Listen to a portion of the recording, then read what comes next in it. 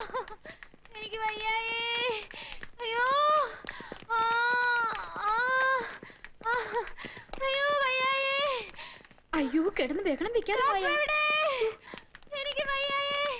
ഡോക്ടറെ വിളിക്ക്.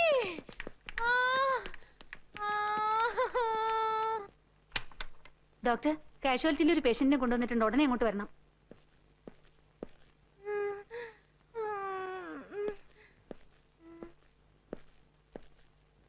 അയ്യോ കരയാതെ കരയാതെ കരയല്ലേ, ഡോക്ടർ ഇപ്പൊ വരും കേട്ടോ. എന്താ കരയല്ലേ, കരയാതെ. എന്താണെന്ന്? എനിക്ക് വയ്യായേ. വയറുവേദന, പനിയുണ്ട്, ജ്വരാന്നാ തോന്നേ, തൊട്ടാ പൊള്ളുന്ന ചൂട്. കരയില് കേട്ടോ. പോട്ടെ പോട്ടെ പോട്ടെ പോട്ടെ, കരയല്ലേ കേട്ടോ. ആ, നിങ്ങൾ പറഞ്ഞ എല്ലാ അസുഖവും ഉണ്ട്, വളരെ സീരിയസുമാണ്. ഒരു ഇഞ്ചക്ഷൻ എടുക്കണം.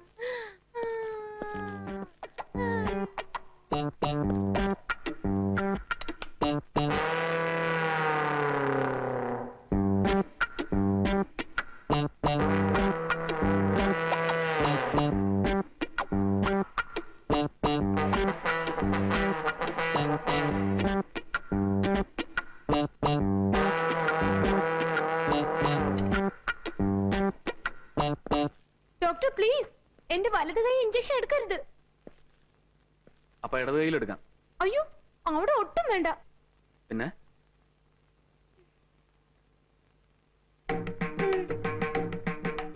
ശരി, എങ്കിൽ വാ, റൂമിലേക്ക് പോവാം.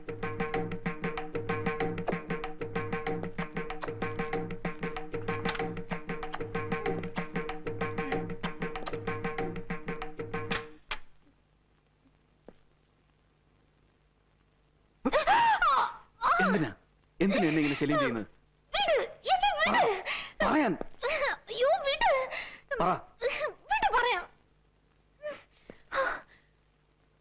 പറയട്ടെ. പറ. ദേഷ്യമൊന്നും തോന്നരുത്, എനിക്ക് വല്ലാത്തൊരു പ്രണയം തോന്നുന്നു. ആരോട്? കുറെ നാളായി ഞാൻ തേടി നടക്കുകയായിരുന്നു പ്രേമിക്കാനായി യോഗ്യനായ ഒരാളെ. ഡോക്ടറെ കണ്ടപ്പോ എനിക്ക് പ്രേമിക്കാൻ വേണ്ട യോഗ്യതയൊക്കെ ഉണ്ടെന്ന് തോന്നി. Really I love you. സത്യമായിട്ടുള്ള പ്രേമമാണോ അതോ ചുമ്മാ പറ്റിക്കാനാണോ? അയ്യോ സത്യമായിട്ടുള്ളതാ. പ്രേമിച്ചാൽ മാത്രം മതിയോ അതോ? അത് പോരാ, പിന്നെ കല്യാണവും കഴിക്കണം. ഓഹോ, എന്താ ഇഷ്ടമല്ലേ? ഇഷ്ടമൊക്കെയാണ്, ഞാൻ റെഡിയുമാണ്. പക്ഷെ ചെറിയൊരു പ്രശ്നം. എന്താ അത്?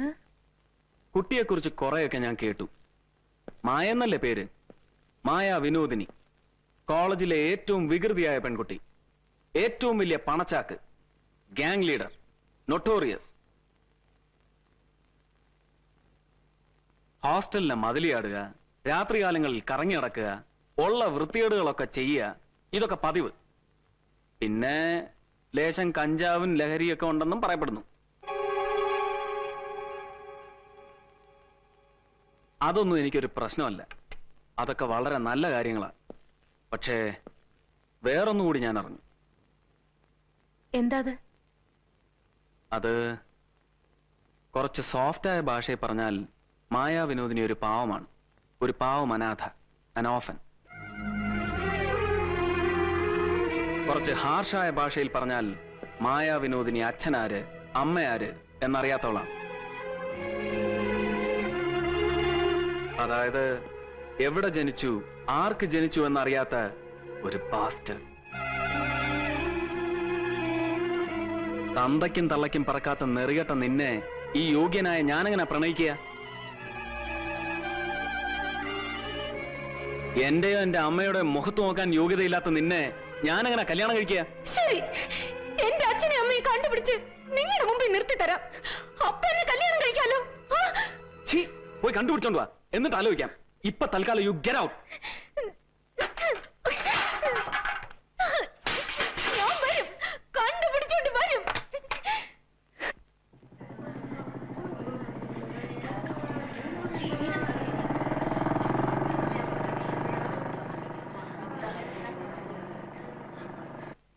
ജയന്തി, ജയന്തി, ആകെ കുഴപ്പമായി. മായക്കെതിരെ പോലീസ് കേസ്.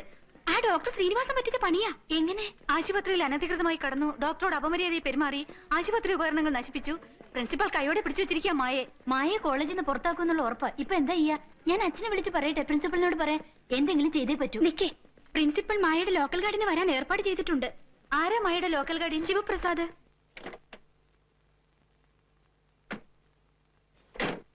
പ്ലാന്റർ, എക്സ്പോർട്ടർ, പൗരപ്രമുഖൻ, വലിയ ആളാ.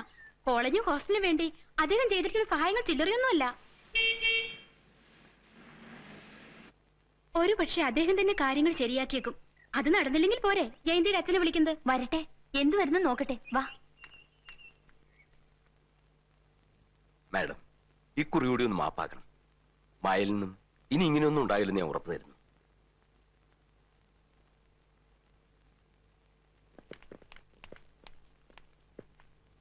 ആശുപത്രി അധികൃതരെ കണ്ട് ഞാൻ കേസ് പിൻവലിക്കാൻ ഏർപ്പാടാക്കാം. പോലീസിനും ഞാൻ പറഞ്ഞോളാം. മാഡം ദേവി ഇത് ആക്ഷനൊന്നും എടുക്കരുത്. ഇനി അമ്മായി എന്റെ വീട്ടിലേക്ക് കൊണ്ടുപോവുക. ഒരു ദിവസത്തോടെ നിൽക്കട്ടെ. വാ മോളെ, പോവാം.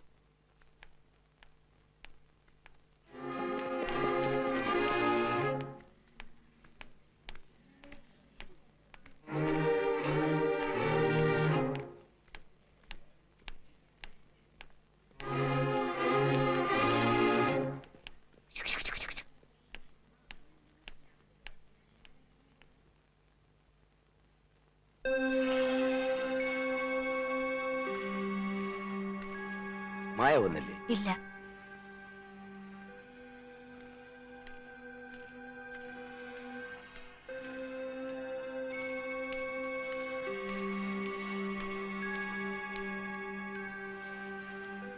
മോളെ വാ, വല്ലതും കഴിച്ചിട്ട് കിടക്കാം. എനിക്ക് വേണ്ട. എന്തിനാ കുട്ടി ഇങ്ങനെ ശാഠ്യം? ഞങ്ങളൊന്നും പറഞ്ഞില്ലല്ലോ. കുട്ടികളായ അല്പസ്വല്പം വികൃതിയൊക്കെ വേണം. മായക്ക് ഇഷ്ടമുള്ളതൊക്കെ ചെയ്തോളൂ. ആരും ഒന്നും ചെയ്യില്ല. ഒന്നും പറയുക പോലുമില്ല. എന്നെ പുന്നാരിക്ക? എന്തിനാ എന്നെ പുന്നാരിക്കുന്നത്? എന്നെ ഒന്ന് വെറുതെ വിട്ടൂടെ? അങ്കിളും ആന്റി എന്താ എന്നെ നന്നാക്കാൻ നോക്കുക? ഇതുവരെ ഞാൻ ചീത്തയായിട്ടില്ല, സത്യം. ഇനി ഞാൻ കാണിച്ചു തരാം എന്തൊക്കെ ചെയ്യാൻ പറ്റുമെന്ന്. ഞാൻ കാണിച്ചു തരാം. ഇപ്പൊ ഇവിടെ എന്തുണ്ടായിട്ടാ മായ ഇങ്ങനെ ദേഷ്യപ്പെടുന്നത്? ഒന്നും ഉണ്ടാകണ്ട. അങ്കിളും ആന്റിയും കൂടെ ചേർന്ന് എന്നെ പറ്റിക്കുക. പരിചയപ്പെട്ട നാൾ മുതൽ നിങ്ങൾ എന്നെ പറ്റിക്കുക. കുഞ്ഞുനാളിൽ ഞാൻ ചോദിക്കുമ്പോഴൊക്കെ നിങ്ങൾ പറയും എന്റെ അച്ഛനമ്മയും പുറത്താണ്, ഇന്ന് വരും നാളെ വരുമെന്ന്. കുറച്ച് മുതിർന്നപ്പോ നിങ്ങൾ പറഞ്ഞു അവർ രണ്ടുപേരും രണ്ടിടത്താണ്, വഴക്കാണ്, ലീഗൽ പ്രോബ്ലം ആണെന്നൊക്കെ. എല്ലാം നോണ. ഇപ്പൊ പലരും എന്റെ മുഖത്ത് നോക്കി ചോദിക്കാൻ തുടങ്ങിയിരിക്കുന്നു, ആരാ എന്റെ അച്ഛൻ, ആരാ എന്റെ അമ്മ എന്ന്. എനിക്കറിയണം ആരാ അവര്. എന്താ അവരെന്നെ കാണാൻ വരാത്തെ? ഒരിക്കലെങ്കിലും എന്നെ വന്നൊന്ന് കാണാൻ പറ. എന്നിട്ട് അവർക്ക് എന്നെ വേണ്ടെന്ന് പറഞ്ഞ് പൊയ്ക്കോട്ടെ, എനിക്കൊരു ചുക്കില്ല. പക്ഷേ അവരെന്തിനാ ഇങ്ങനെ ഒളിഞ്ഞു നിന്ന് എന്നെ പറ്റിക്കുന്നേ? എന്തിനാ മാസം മാസം എന്റെ ബാങ്കിലേക്ക് അവര് പണം അയക്കുന്നേ? അങ്കിൾ എന്തിനാ എനിക്ക് അവർക്കിടയിൽ കിടന്ന് ഈ കളി കളിക്കുന്നേ? എനിക്കറിയാം അങ്കിൾ എന്റെ ആരുമല്ല, ബന്ധുവല്ല, മിത്രമല്ല.